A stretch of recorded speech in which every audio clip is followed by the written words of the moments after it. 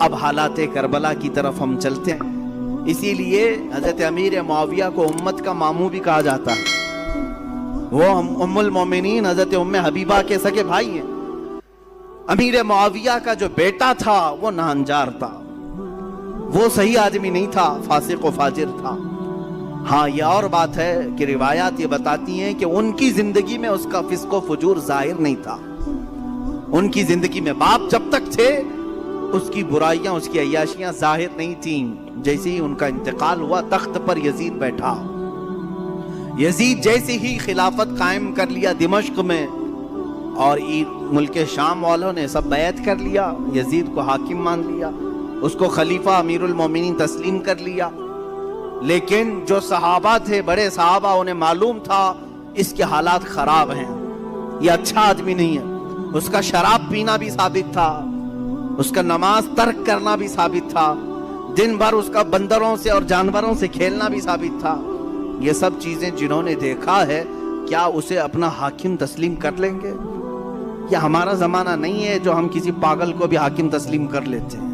ہاں یہاں کسی ڈمرو بجانے والے کو بھی ہم بٹھا لیتے ہیں، گدھے کو بھی سر پہ بٹھا لیتے ہیں. یہ زمانہ نہیں تھا، وہ صحابہ کا زمانہ تھا، وہ تابعین کا زمانہ تھا. وہاں نماز ترک کرنے والے کو بھی حاکم نہیں بنایا جاتا.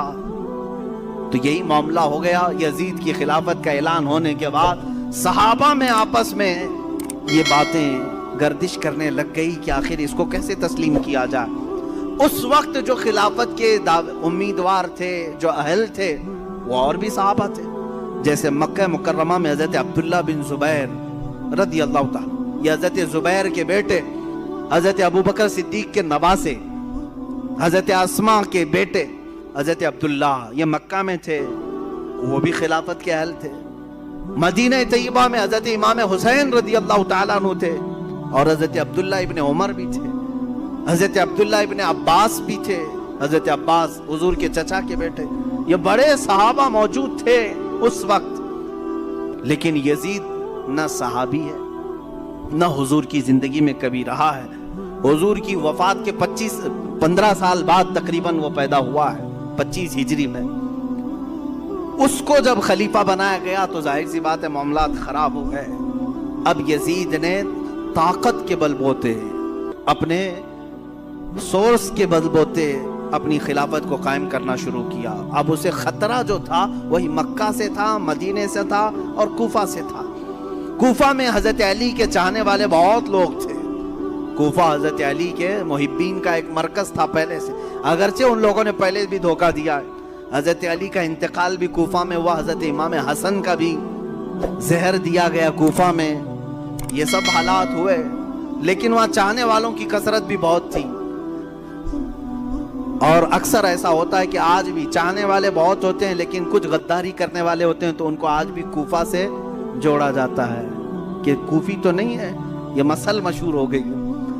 تو امام حسین مدینہ میں تھے، عبداللہ بن زبیر مکہ میں تھے.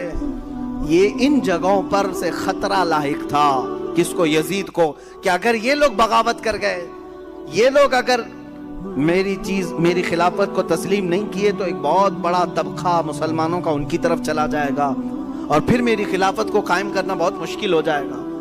اور اس کے جتنے مشیر تھے وہ سب کے سب عیاش قسم کے تھے. ایک بات یاد رکھیں، کبھی حاکم ڈینجر بنتا ہے تو اس کے مشیروں کی وجہ سے. مشورے دینے والے اگر بہت خطرناک ہوں تو حاکم بھی بہت خطرناک بن جاتا ہے.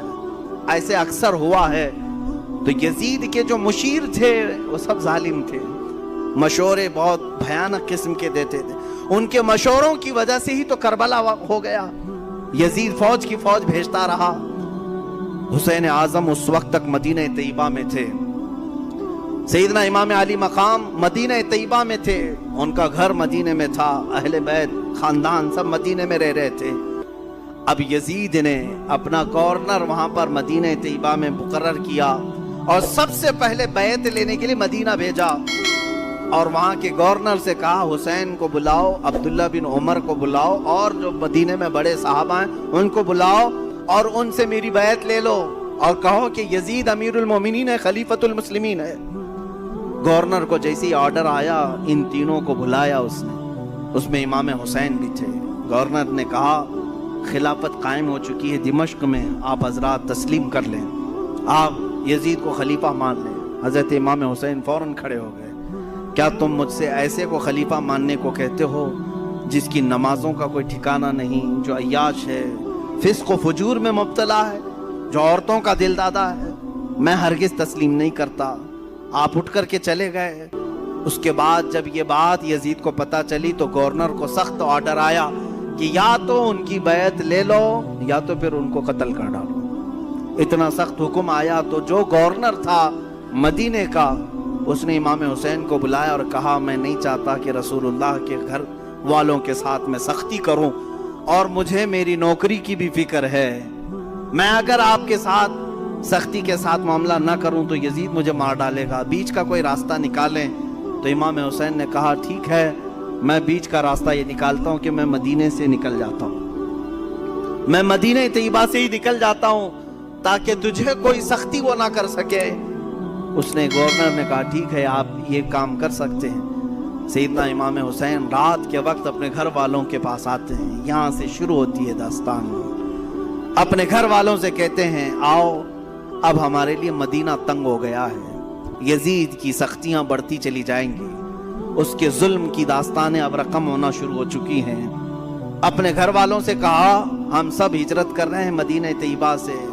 सबने पूछा, कहाँ जा रहे हैं? कहा, मक्का मुकर्रमा जाएंगे, वहां जा करके हरम काबा में रहेंगे। हरम काबा में कोई जंग व जिदाल नहीं कर सकता, कत्ल क़िताल नहीं कर सकता, हरम काबा में जाकर रहेंगे।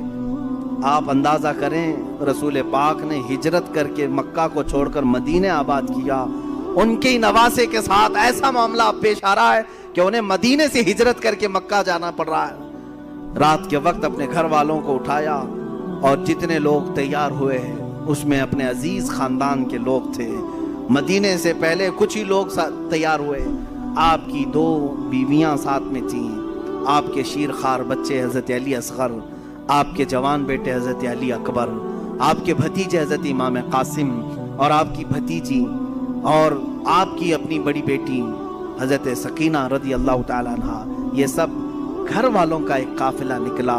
पहले तो ये लोग 12-15 की तादाद में थे और सुबह का वक्त था जब मदीने से ये काफिला निकलने को तैयार हुआ। रोज़े रसूल पर मेरे आका की बारगाह में इमाम हुसैन आए। मेरे अजीज़ों, अब फिर यहाँ से हालात हमारे बेकाबू कर जाते हैं। मैं ये चाहता हूँ कि इस बार के बयानात में अब हम रोने धोने को फौकियत ना दें। गम हुसैन तो तड़पाता ज़रूर है, लेकिन हम अपने जज्बों को जवान रखना चाहते हैं और हम चाहते हैं कि अब हुसैनी किरदार अदा करने का वक्त आ जाए। हमारे जवानों में फिर वो गैरत बेदार हो जाए कि हम दीन की खातिर हर मुसीबत को और मशक्क़त को उठाने के लिए तैयार हो जाएं। हुसैन आज़म रोज़े रसूल पर आए, मेरे आका सल्लल्लाहु अलैहि वसल्लम को सलाम पेश किया और दर्द भरी आवाज़ से कहा, या रसूल अल्लाह, या अबता, ऐ मेरे बाप। हुजूर को अक्सर वो अब्बा कह करके ही पुकारते थे।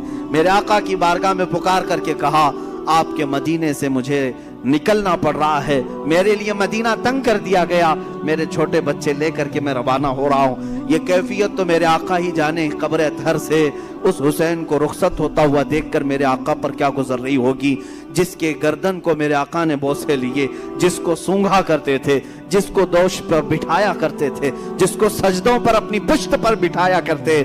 उस हुसैन की रुखसती यकीनन गम का माहौल तो था। मेरे आका सल्लल्लाहु अलैहि वसल्लम के रोज़े अतहर से निकलकर सैयदा कायनात फातिमतु ज़हरा रज़ियल्लाहु ताला अन्हा, जो जन्नतुल बकी में दफन थी, उनके रोज़े पर आए। अपनी माँ की तुरबत पर आपने लिपट करके रोया और रुखसती की इजाज़त मांगी और कहा, आपका हुसैन अगर मदीना छोड़ रहा है तो सिर्फ इसलिए कि रसूलुल्लाह का ये मदीना खून से आलूदा ना हो, मुसलमानों का खून ना बहे। मैं मुसलमानों का खून बहना नहीं देखना चाहता और मदीने की हुर्मत को पामाल होने नहीं देना चाहता। मुझे इजाज़त दी जाए। हुसैन आज़म ने अपनी माँ से इजाज़त ली, अपने छोटे बच्चों का एक काफिला लेकर निकल पड़े। मेरे अजीज़ों, घर वालों का काफिला जब मदीना छोड़ रहा है, क्या कैफियत होती है। हम जैसे निकम्मे, हम जैसे गुनहगार सिर्फ 7 दिन या 8 दिन के लिए उम्रे पर मदीने जाते हैं तो छोड़ने का दिल नहीं चाहता। मदीने से रुखसत होते हैं तो आंसुओं की कतारें लग जाती हैं। कभी हम रोज़े को देखते हैं, कभी हम बस में आगे का सफर देख रहे होते हैं। मदीने की सरहदें निकलने तक दिल बार बार हिचकोले खाता रहता है कि मदीना छूट रहा है, मदीना छूट रहा है। हम तो तमन्ना ये लेकर के जाते हैं कि काश मदीने में मौत आ जाए, मेरे आका के कदमों में दफन होना नसीब हो जाए। लेकिन जब रुखसती का वक्त आता है, पूछो हाजियों से क्या कैफियत होती है, उम्रा करने वालों से पूछो, मदीने से जब रुखसत होकर के आते हैं, मैंने खुद देखा है हाजी कभी खंभों को पकड़ रो रहे होते हैं, कभी दरवाजों को पकड़कर, कभी चिमट करके और बोसे दे करके रुखसती ले रहे होते हैं। हुसैन आजम का क्या हाल होगा जिनका बचपना उस मदीने में गुजरा है, जिन्होंने रसूलुल्लाह को नमाजें पढ़ाते वहां देखा है, मेरे आका को अल्लाह की कुरान की आयतें सुनाता हुआ उन्होंने वहां देखा है, हदीसें मेरे आका की उन्होंने सुनी है, जिनका खेलना कूदना उस मदीने तैयबा में गुजरा है, जहां मेरे आका सल्लल्लाहु अलैहि वसल्लम उनके घर आया करते, जिब्राइल उनके घर उतरा करते। ये सारी यादें छोड़ करके हुसैन आजम हिजरत कर रहे थे। मेरे अजीजों, हिजरत मामूली चीज नहीं है, ये अल्फाज में बयान भी नहीं हो सकती। आप अपने घर बैठे हैं, अल्लाह आपके घरों को सलामत रखे। मैं जानता हूं घर को छोड़ने की कैफियत क्या होती है। हम जब अपने घर छोड़कर दूसरी जगह खिदमत इस्लाम के लिए भी जा रहे होते हैं, मुझे याद है वो बात, जब पढ़ने के लिए हम बचपन में मदरसे जा रहे होते तो पूरा सफर ट्रेन में रोते हुए जाते थे। कभी माँ की शक्ल सामने आती, कभी बाप की शक्ल, कभी दोस्त याद आते, कभी भाई याद आते। हम जाने के 1 महीने तक वहां रोते रहते थे। हमें मालूम है घर को छोड़ने की कैफियत क्या होती है। और वो हुसैन आजम अपने उस मदीने रसूल को छोड़कर जा रहे थे, जहां उनकी हजारों यादें थी, जहां उनकी हजारों यादें मेरे आका से वाबस्ता थी। हुसैन आजम की हिजरत पर लाखों सलाम। उन्होंने अगर हिजरत किया भी है तो दीन मुस्तफा के लिए किया है। ऐ जवानों, तुम सब इस बात को याद रख लेना, अगर मुस्तफा के दीन पर कभी आंच आए, अगर वतन छोड़ना पड़े, हिजरत करना पड़े, तो हिजरत को भी हम बर्दाश्त कर सकें। इसलिए कि सिर्फ और सिर्फ दीन के लिए जिसने हिजरत किया, वमन युहाजिर फी सबीलिल्लाह, अल्लाह कुरान में फरमाता है, जो अल्लाह की राह में हिजरत किया, अगर बीच रास्ते भी उसकी मौत आ जाए, अल्लाह उसका अजर तैयार कर रखा है। हिजरत का बड़ा अजर और सवाब भी है।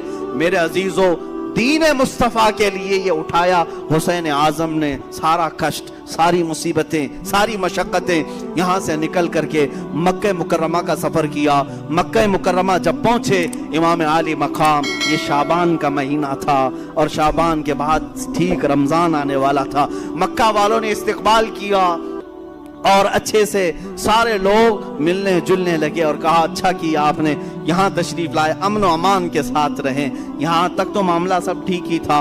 इमाम हुसैन अगर मक्का ही में रह जाते, वहीं पर तवाफ़े काबा, हरम काबा में मुकीम रहते, तो कुछ होना न था। लेकिन क्या करें, कुदरत का लिखा हुआ वो गालिब आकर रहेगा। इनकी शहादत अचानक नहीं हुई है मेरे अजीजों। हुसैन आजम की शहादत उनके बचपन में ही मशहूर हो गई थी। हुजूर अकरम सल्लल्लाहु अलैहि वसल्लम उम्मे सलमा अपनी ज़ौजा के पास एक शीशी में थोड़ी सी मट्टी ला करके देते हैं और कहते हैं, ए उम्मे सलमा, जिब्राइल मेरे पास आए थे और उन्होंने कहा, या रसूल अल्लाह, आपकी उम्मत आपके इस नवासे को एक जगह पर कत्ल कर देगी और खून बहा देगी। मैं रोने लगा तो जिब्राइल उस जगह की मिट्टी भी लाकर मुझे दे गए। उम्मे सलमा कहती हैं, मेरे आका ने वो मिट्टी मुझे दी और कहा, जिस दिन ये मिट्टी सुर्ख हो जाए, समझ लेना ए उम्मे सलमा, मेरा बेटा शहीद हो गया, मेरा नवासा शहीद हो गया। ये कब मेरे आका ने बशारत दी थी? जब हुसैन आजम की उम्र अभी 5 साल की थी। 5 साल की उम्र में ही उनकी शहादत की खबर मशहूर हो चुकी थी। फिर भी लोग कहते हैं हुजूर को पीठ पीछे का इल्म नहीं था, जो अपने नवासे की 50 साल बाद होने वाली शहादत की खबर दे रहे हो। मेरे आका सल्लल्लाहु अलैहि वसल्लम गैबदान नबी हैं। आका कौनैन सल्लल्लाहु अलैहि वसल्लम ने फरमाया था और कुदरत का लिखा गालिबाना था। रमजान का महीना चल रहा था। बीच रमजान में कूफा वालों ने खत लिखना शुरू किया। ये कूफा शहर है क्या? ये सारा माजरा ये कूफा में आकर के अटकता है। कूफा वाले एक ऐसा शहर है जिसको तकरीबन 14 या 16 हिजरी में बसाया गया था। और इन लोगों की फितरत में इस तरह ऐब निकालना या फौरन किसी का साथ छोड़ देना, ये दगाबाजी पहले से रही और शायद आज तक भी होगी, आज तक भी रही हो। कूफी लोग इस तरह की दगाबाजियां करते रहे, लेकिन वो शियान अली में से थे, हजरत अली की मोहब्बत का दावा करते थे। तो हजरत امام حسین کا مدینے سے ہجرت کر کے مکہ آنا جیسے ان کو پتہ چل گیا کہ امام حسین نے یزید کی بیعت نہیں مانی، تو کوفہ والے بھی یزید کو نہیں مانتے تھے۔